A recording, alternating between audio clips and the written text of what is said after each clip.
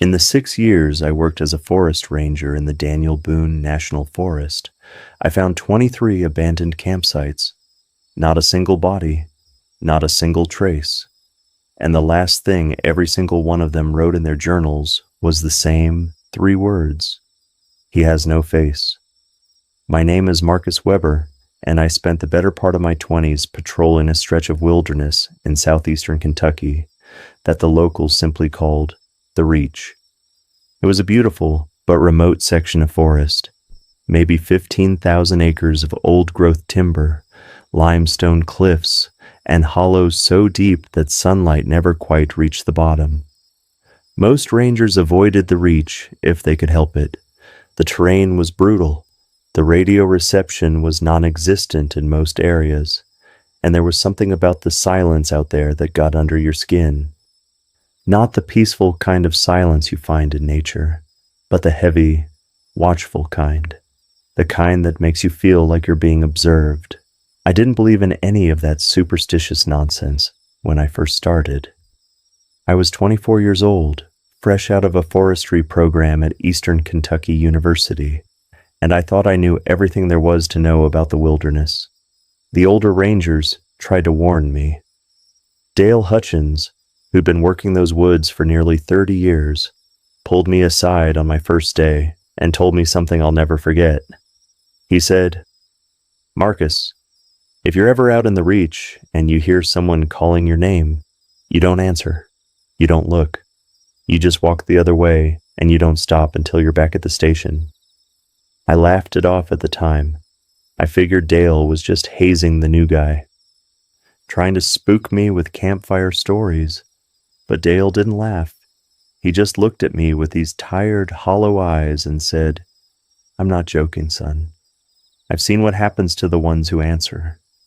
My first encounter with the abandoned campsites happened about 3 months into my tenure. I was doing a routine patrol along the eastern ridge when I came across a tent pitched in a small clearing. The tent was still standing, but something about it seemed wrong. The flap was open, and when I called out to see if anyone was there, I got nothing but silence in return. I approached carefully, figuring maybe the camper had gone for a hike and would be back soon. But when I looked inside, I found all their belongings still in place. Sleeping bag, backpack, food supplies, even their wallet with cash, and cards still inside. The only thing missing was the person who owned them. I searched the area for hours. I called out until my voice went hoarse. I checked every trail, every ravine, every possible place a person could have wandered off to. Nothing. It was like they'd simply ceased to exist. When I got back to the station and filed my report, the sheriff's department came out to investigate. They brought dogs. They brought volunteers. They searched for 3 days straight. They found no trace of the missing camper, no footprints leading away from the site, no signs of struggle, no indication of animal attack. The official report listed them as a missing person, presumed lost in the wilderness. Case closed, but I couldn't let it go. Something about that campsite haunted me, and over the next few years, I found myself drawn back to the Reach again and again. And every time I went out there, I found more of them, more abandoned campsites, more missing people, more mysteries that no one seemed interested in solving. By my 3rd year, I'd started keeping my own records. I documented everything, the locations of the abandoned sites, the personal effects left behind, any patterns I could identify. And there was a pattern, though it took me a long time to see it. Every single disappearance happened within a 2-mile radius of a particular hollow. The locals called it Cradle Hollow, though no one could tell me why. I asked Dale about it once, and his face went pale. He told me that Cradle Hollow had been considered cursed for as long as anyone could remember. The Cherokee, who'd lived in these mountains before European settlers arrived, had warned people to stay away from that place. They called it something in their language, that roughly translated to the den of the faceless one. According to their legends, something lived in that hollow, something old, something that wore the shapes of men but had no face of its own. It called to travelers using the voices of their loved ones, and those who answered were never seen again. I told Dale that was ridiculous. I was a man of science, a trained professional. I didn't believe in monsters or curses or faceless things lurking in the woods. But Dale just shook his head and said, "Belief doesn't matter, Marcus. It doesn't need you to believe in it. It just needs you to answer when it calls." The journals changed everything. It started when I found the 15th campsite. This one belonged to a young woman named Sarah Marsh, a graduate student from Ohio State, who'd been researching lichen populations in old-growth forests. Her tent was pitched about a quarter mile from Cradle Hollow, and like all the others, it looked like she'd simply vanished mid-task. Her laptop was still open, her research notes scattered across a folding table, and her journal was lying face down in the dirt. I picked up the journal, thinking it might contain some clue about where she'd gone. The first few entries were mundane, observations about her research, complaints about the bugs, descriptions of the beautiful scenery. But the entries from her last few days were different. They were frantic, disjointed, filled with growing terror. She wrote about hearing someone calling her name at night. At first, she thought it was another hiker, maybe someone who'd gotten lost and needed help. But when she went to investigate, she found no one there. The calling continued night after night, and she started to realize that the voice sounded familiar. It sounded like her mother, who had passed away 3 years earlier. The last entry was dated the morning of her disappearance. It read, "It came to the edge of my campsite last night. I saw it standing in the tree line. It looked like a man, but it wasn't. It had no face, just smooth skin where its features should have been. It called to me with my mother's voice. It said my name over and over. I didn't answer. I didn't look. But I think it knows I saw it. I think it's waiting for me to slip up. I'm leaving today. I have to get out of here before..." The entry ended there. No period, no conclusion. Just those 3 words scrawled at the bottom of the page, so hard that the pen had torn through the paper. "He has no face." After that, I started collecting the journals. Every abandoned campsite I found, I searched for written records, and nearly all of them contained the same story. Voices calling in the night, a figure at the edge of the firelight, and those 3 words, repeated like a warning or a confession. "He has no face." I brought my findings to the sheriff, to the Park Service, to anyone who would listen. But no one took me seriously. They said I was connecting dots that weren't there, that I was letting the isolation of the job get to me. One supervisor even suggested I take a leave of absence, said I was showing signs of psychological strain. Maybe I was. Maybe spending so much time in those woods, surrounded by the evidence of so many disappeared lives, had started to wear on my sanity. But I knew what I'd read. I knew what all those people had seen before they vanished. And I knew that whatever was taking them was still out there, waiting for its next victim. I should have quit. I should have walked away and never looked back. But I couldn't. Those 23 people deserved answers. Their families deserved closure, and I was the only one who seemed to care enough to find it. So on a cold October evening, I made a decision that I'll regret for the rest of my life. I packed my gear, told no one where I was going, and hiked out to Cradle Hollow to see for myself what was lurking in those woods. The hike took about 4 hours, and by the time I reached the hollow, the sun was starting to set. Cradle Hollow was exactly what its name suggested, a deep, bowl-shaped depression in the forest floor, surrounded on all sides by steep ridges covered in old-growth timber. The trees down in the hollow were massive, ancient things, their branches so thick and intertwined that they blocked out most of the fading light. The air was noticeably colder down there, and there was a smell that I couldn't quite place. Something organic and wrong, like meat left to rot in a sealed container.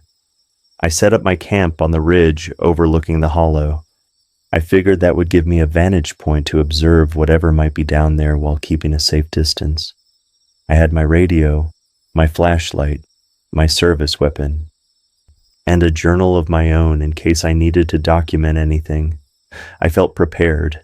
I felt ready. I was a fool. The first few hours passed without incident. I ate a cold dinner, checked my equipment, and watched the hollow as darkness crept across the forest. The moon was nearly full, casting pale silver light through gaps in the canopy, and I could see the shapes of trees and rocks in the hollow below. Nothing moved. Nothing made a sound. Then, around midnight, I heard it.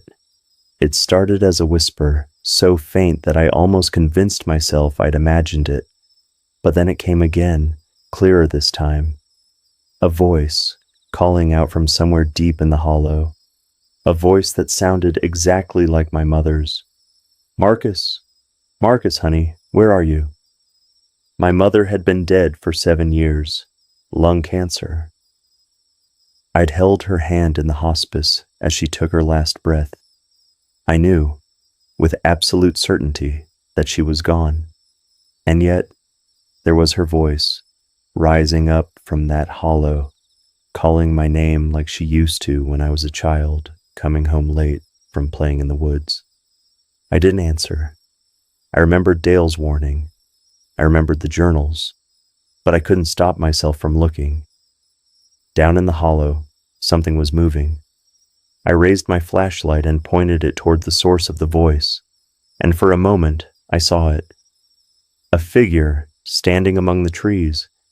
It had the shape of a person, tall and thin, dressed in what looked like old, ragged clothing, but where its face should have been, there was nothing, just smooth, pale skin, unbroken by any feature. It was looking at me.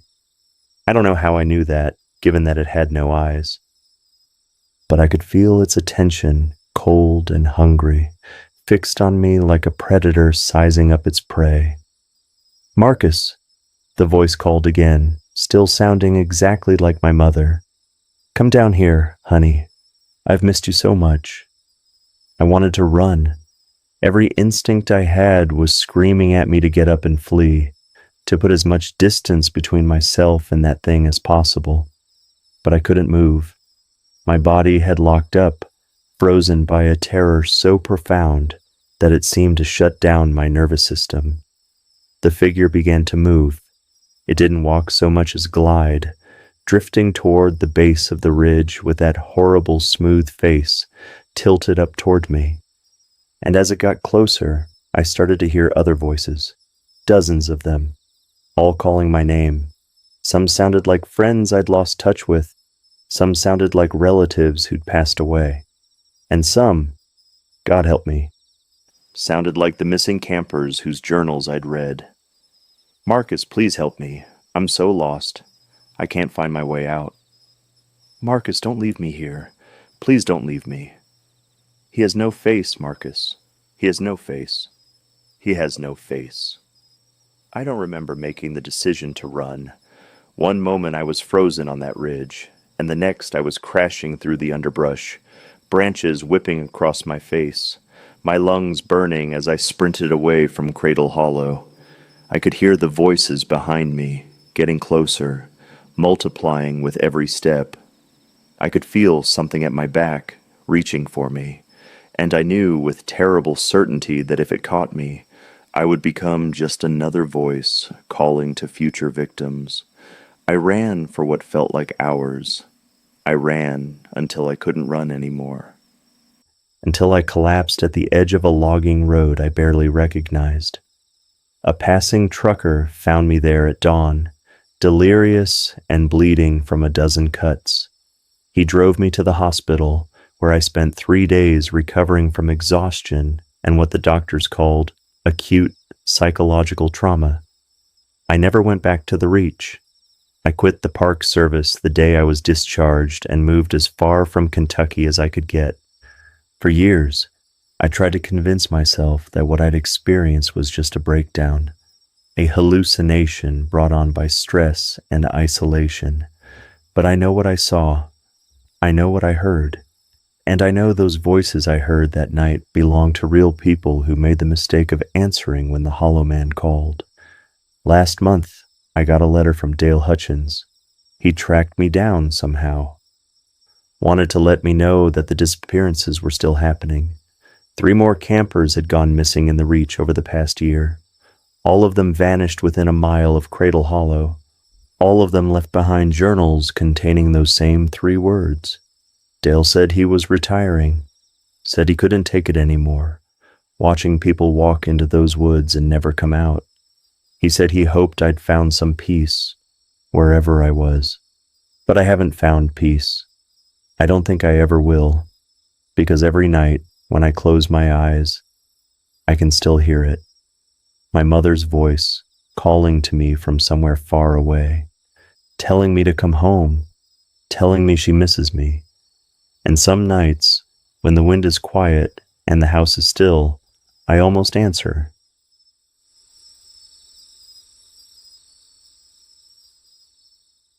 My grandmother left me her house in Harlan County, Kentucky. She also left me a letter that contained a single instruction: feed the well every full moon, or it will feed on you. I'm going to tell you this story the way it happened, without embellishment or exaggeration. I know how it sounds. I know you'll probably think I've lost my mind, but I need someone to know the truth, because I don't know how much longer I'll be around to tell it. My name is Audrey Combs. I'm 34 years old, and for most of my life, I had almost no contact with my father's side of the family. My parents divorced when I was 3, and my mother took me to Cincinnati, where I grew up, with only the vaguest memories of Kentucky. I knew my grandmother existed, knew her name was Elspeth Combs, but we never visited, never called, never exchanged so much as a Christmas card. When I asked my mother about it, she always got this strange, tight look on her face and changed the subject. Eventually, I stopped asking. My father died when I was 19, drug overdose. I went to the funeral, but none of his family was there. Just a few friends from the halfway house where he'd been living, and a minister who mispronounced his name. I remember standing by his grave and feeling nothing at all. He'd been a stranger to me, and his death just made that estrangement permanent. I didn't expect to hear from his side of the family ever again. So when the lawyer's letter arrived last November, informing me that my grandmother Elspeth had passed away and left me her entire estate, I was shocked. According to the documents, she'd been living alone in the same house where she'd raised my father, a property that had been in the Combs family for over 200 years. There was no mortgage, no debt, and no other heirs. The house and the land were mine. I almost didn't accept it. I had a life in Cincinnati, a job as a paralegal, an apartment I'd spent years making feel like home. But something about the inheritance nagged at me.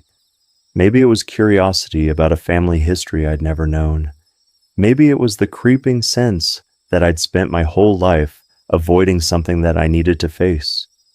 Whatever the reason, I found myself driving south toward Harlan County on a cold December morning, wondering what I would find when I got there. The house was at the end of a dirt road, about 5 miles from the nearest town. It was larger than I had expected. A 2-story farmhouse with a wraparound porch and a stone chimney that rose up like a crooked finger against the gray sky. The paint was peeling, the roof was sagging in places, and the surrounding land had long since been reclaimed by woods and bramble. But there was something solid about it, something that suggested it had weathered much worse than neglect.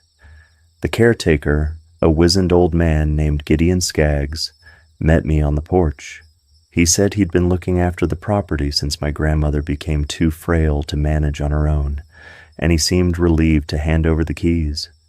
Before he left, he paused and gave me a long, searching look. Then he said something strange. "You mind the well, Miss Audrey? Your grandmother was very particular about that." I asked him what he meant, but he just shook his head and walked away. I watched him disappear down the dirt road, his truck kicking up clouds of dust, and then I was alone. The interior of the house was a time capsule. My grandmother had apparently lived there without changing a single thing for decades.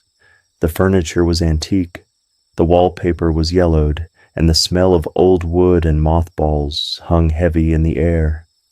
Family photographs lined the walls, faces I didn't recognize, staring out from tarnished frames.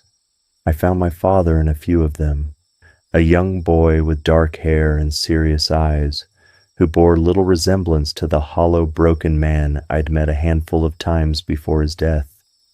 I spent my first few days cleaning and cataloging, trying to make sense of the life my grandmother had led. She'd been a private person, that much was clear. No computer, no television, just books and journals and handwritten recipes for things like bloodroot tea and elderberry poultices. I found a whole shelf dedicated to local folklore with titles like Appalachian Haints and Hollers and The Old Ways, Mountain Medicine and Magic. On my fourth day in the house, I found the letter. It was in a locked drawer of my grandmother's writing desk. The key was on a chain around the neck of a porcelain doll that sat on her dresser, a detail that struck me as both clever and deeply unsettling. Inside the drawer was an envelope with my name written on it in shaky, spidery handwriting. The letter was 5 pages long. I won't reproduce the whole thing here, but I'll tell you what it said. According to my grandmother, the women of the Combs family had been keeping a pact for nearly 2 centuries. It started with my great-great-great-grandmother, a woman named Hester Combs, who had come to these hills from somewhere in Virginia in the early 1800s. Hester had been fleeing something, the letter said, something that had followed her family for generations. And when she arrived in Harlan County and found this land, she discovered that it was already occupied, not by people, by something that lived in a natural spring at the center of the property, something old and hungry that had been there since before the hills had names. Hester made a deal with it. The letter didn't explain how or why, just that she had, in exchange for protection for her family, for prosperity and long life and safety from whatever had been pursuing them. Hester agreed to feed the thing in the well, not with animals, not with crops, with something else. Something the letter referred to only as the tithe. Every full moon, without fail, a woman of the Combs family had to go to the well and make an offering. If the offering was accepted, the family would be protected for another month. If it wasn't, or if the offering was missed entirely, the thing in the well would take its payment another way. My grandmother had been the last keeper. My father had been her only child, and when he fled Kentucky as a teenager, she'd been forced to continue the tradition alone for 50 years. She tried to find me, the letter said, tried to warn me about what I would inherit. But my mother had blocked every attempt at contact, and by the time my grandmother tracked me down, she was too weak to travel. The letter ended with that single instruction I mentioned at the beginning. Feed the well every full moon, or it will feed on you. Below that was a detailed explanation of what the offering entailed, written in matter-of-fact language that somehow made it even more horrifying. I should have left right then. I should have gotten in my car and driven back to Cincinnati and never looked back, but I didn't believe it. How could I? Deals with supernatural entities, offerings to a thing in a well. It sounded like the ravings of a lonely old woman who'd spent too many years isolated in the mountains. I told myself my grandmother had been mentally ill, that the Combs family had a history of delusion and superstition that I wanted no part of. I crumpled up the letter and threw it in the fireplace. Then I went about my business, determined to sell the property and put this whole strange chapter behind me.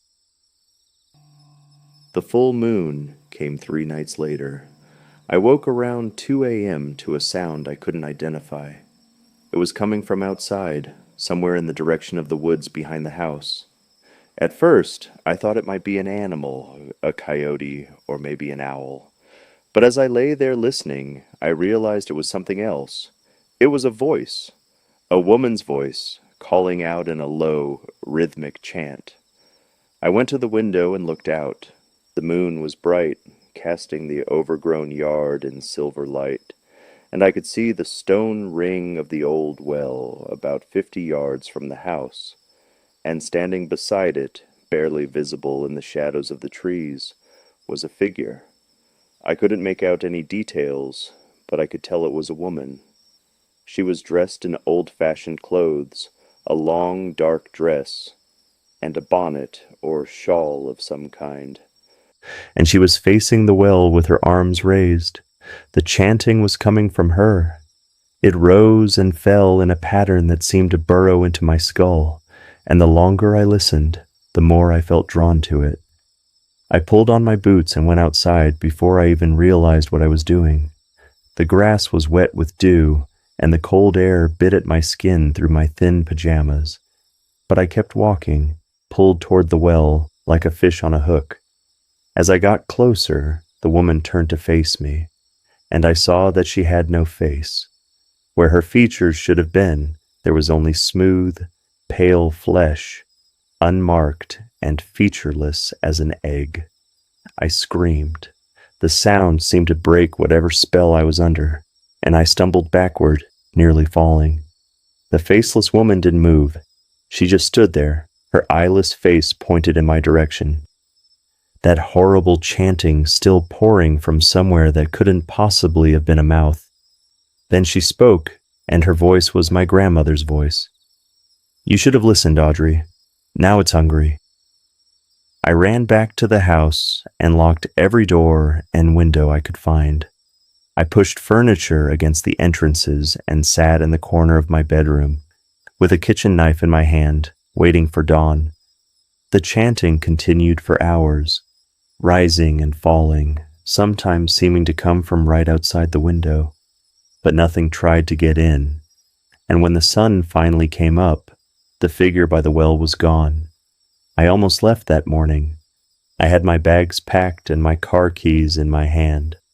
But something stopped me. Call it stubbornness, call it curiosity, call it the first stirrings of a terrible understanding that I wouldn't be able to outrun this, no matter how far I drove. I retrieved my grandmother's letter from the ashes of the fireplace. It was badly damaged, but enough remained for me to piece together the instructions for the offering. And that night, with the full moon still bright in the sky, I went to the well. I won't describe what I did there. Some things shouldn't be put into words.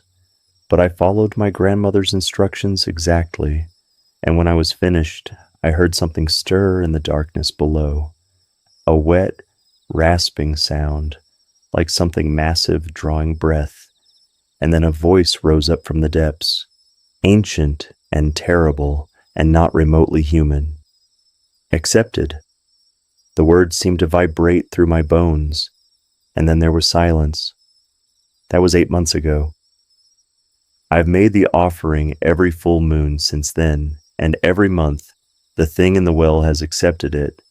I've stopped trying to sell the property. I've stopped thinking about returning to my old life. This is my life now, whether I want it to be or not. I've done research in the time I've been here.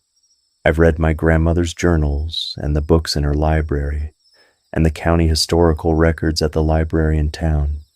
I've pieced together a history of the Combs family that goes back further than I ever imagined. A history of women who sacrificed everything to keep something ancient and hungry at bay. I've also learned what happens when the pact is broken. There are records of other families in these hills who made similar deals and then failed to honor them. Entire bloodlines wiped out in a single night. Houses burned to the ground with everyone inside.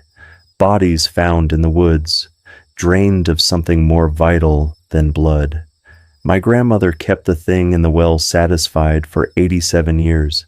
She gave it everything it asked for and more. And in the end, the only thing she asked in return was for me to continue her work. Some nights, I stand at the edge of the well and stare down into the darkness.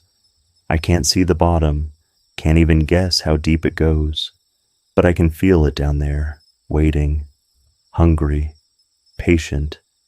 I don't know how much longer I can keep doing this.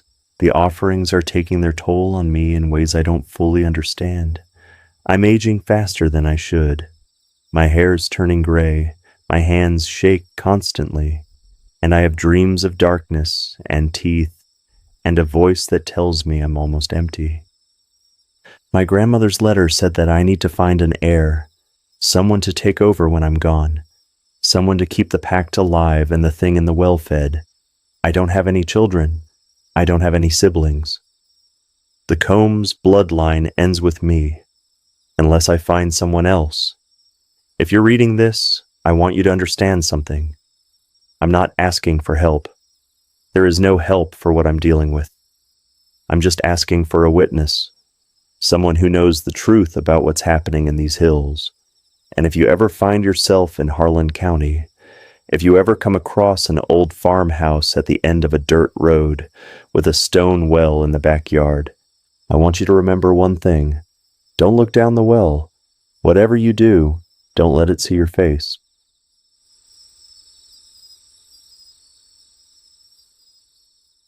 I've been a true crime podcaster for 7 years now.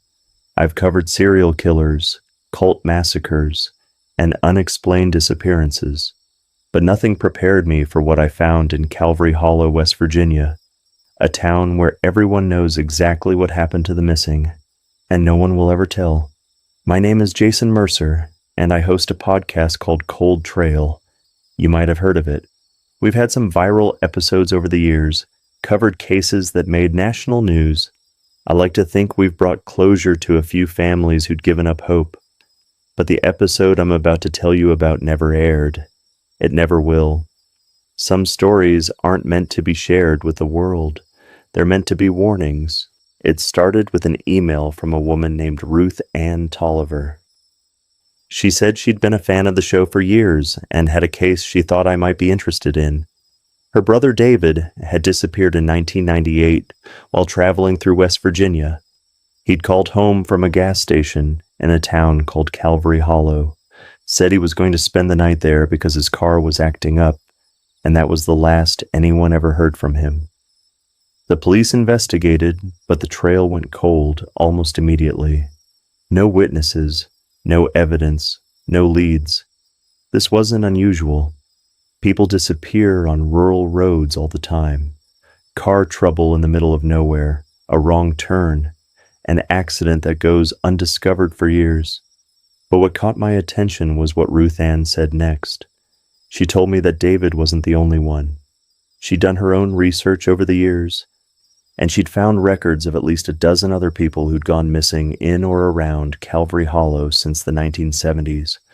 All of them travelers passing through. All of them vanished without a trace. The town had never been investigated. No journalist had ever written about it. No law enforcement agency had ever connected the dots. It was like the place existed in a bubble, invisible to the outside world. I agreed to look into it. Finding Calvary Hollow wasn't easy. It wasn't on most maps, and my GPS didn't recognize the name.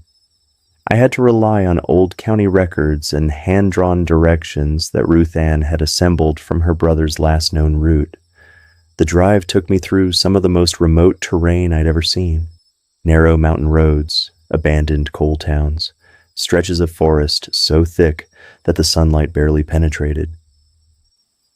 I arrived in Calvary Hollow on a gray afternoon in late October.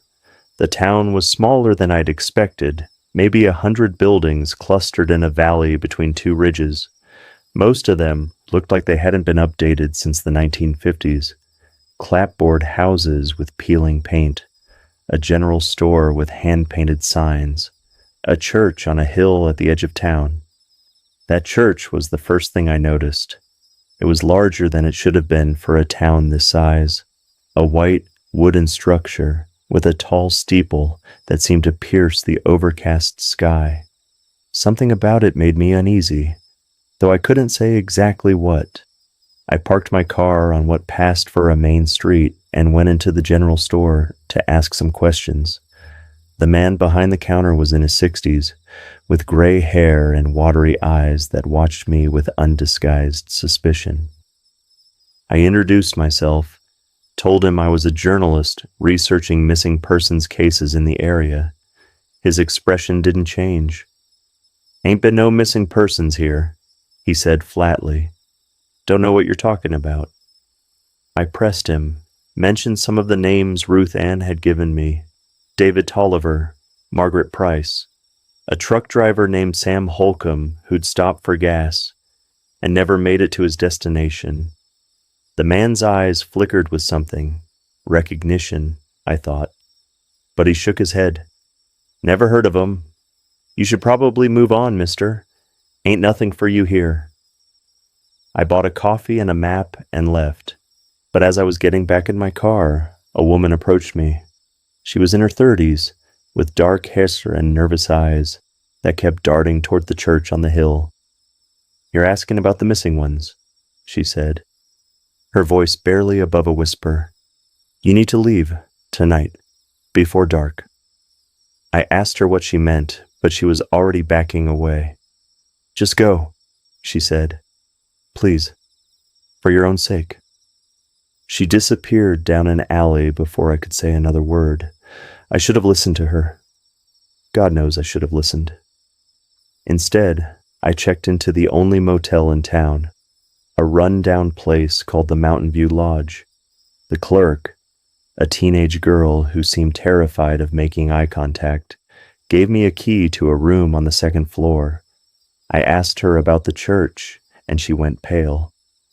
"We don't talk about the church," she whispered, "not to outsiders." I spent the rest of the afternoon doing reconnaissance. I walked the streets, took photos, tried to engage locals in conversation. But everyone I approached either ignored me or gave me the same line: "Nothing to see here, no missing persons. You should move on." It was like the entire town had rehearsed the same script. As the sun began to set, I noticed something strange. People were leaving their homes and walking toward the church. Not a few people. Everyone. Families with children, elderly folks with canes, the clerk from the motel, the man from the general store. All of them walking in silence toward that white building on the hill. I followed them. The church doors were open and warm light spilled out into the gathering darkness. I stayed back, hiding in the shadow of a nearby tree, and watched as the congregation filed inside. The pews filled quickly, and soon the building was packed. A man in black robes took his place at the pulpit. The preacher, I assumed, and the doors swung shut behind the last arrivals. I crept closer, trying to find a window where I could see inside, and that's when I heard the singing. It wasn't hymns, at least, not any hymns I recognized. The words were in a language I couldn't identify, guttural and strange, and the melody was discordant in a way that made my teeth ache. But it was the rhythm that disturbed me most. It pulsed like a heartbeat, steady and insistent, and the longer I listened, the more I felt it reverberating in my chest. I found a side window that was cracked open and peered inside. The congregation was standing, their heads bowed, their hands raised. They swayed in unison to the rhythm of that horrible song. The preacher stood at the altar, and in front of him was something I couldn't immediately process. It was a pit. A hole in the floor of the church, maybe 10 feet across, that I was certain hadn't been there when the building was constructed. The edges were rough, like something had dug its way up from below, and from the depths of that pit, a faint red glow pulsed in time with the singing. The preacher raised his arms, and the congregation fell silent. He spoke in that same strange language, his voice rising to a fever pitch, and then he gestured toward the back of the church. 2 men emerged from the shadows, dragging someone between them. I recognized the woman from the alley, the one who'd warned me to leave. She was struggling, crying, begging them to stop, but they pulled her toward the pit without hesitation. The congregation watched in silence, their faces blank, their eyes reflecting that red glow. The preacher spoke a single word I didn't understand, and they threw her in. I didn't see what happened next. I couldn't. I was running, my feet pounding the dirt path back toward the motel, my lungs burning, my mind refusing to process what I just witnessed. I burst into my room and locked the door behind me. I grabbed my laptop and tried to get online, tried to call for help, but there was no signal, no internet, no cell service, nothing. I was completely cut off. I spent the next hour packing my things and planning my escape. I would wait until the congregation returned to their homes, then slip out of town under cover of darkness. It was risky, but it was the only option. But when I went to the window to check the street, I saw that I was too late. They were already there, the entire town, standing in silence outside the motel, their eyes fixed on my window. The preacher stood at the front, that horrible red glow now emanating from his own eyes. "You should have left when we told you to, Mr. Mercer," he called out, his voice carrying clearly through the night air. "Now you've seen too much. Now you belong to the congregation." I barricaded the door. I pushed the bed against it, then the dresser, then everything else I could move. And then I sat in the corner with my recorder running, documenting everything that was happening in case anyone ever found it. They didn't try to force their way in. They just waited. The singing started again, drifting up from somewhere below, that same pulsing rhythm that I could feel in my bones, and with every pulse, my resolve weakened. Every pulse, my fear faded. Every pulse. I felt more inclined to open the door and join them. I don't know how long I sat there fighting it. Hours, maybe. The sun came up eventually, and the congregation dispersed, but I knew they'd be back. I knew that whatever was in that pit wouldn't let me leave. I made a break for it at midday. I ran to my car, started the engine, and floored it out of town. The streets were empty, and no one tried to stop me. But as I reached the edge of Calvary Hollow, I looked at my rearview mirror. The preacher was standing in the middle of the road, watching me go. He was smiling. And as I drove, I realized that the singing hadn't stopped. It was still there, faint but persistent, pulsing in time with my heartbeat. It's been there ever since. I've seen doctors, psychiatrists, audiologists. None of them can explain it. None of them can make it stop. And every night, when I close my eyes, I see that pit, that red glow, that horrible yawning darkness that seemed to go down forever. I never aired the episode. I never told Ruth Ann what happened to her brother. I couldn't, because I think I know now. I think I know what happened to all of them, and I think that if I say it out loud, if I put it into words, the congregation will find me.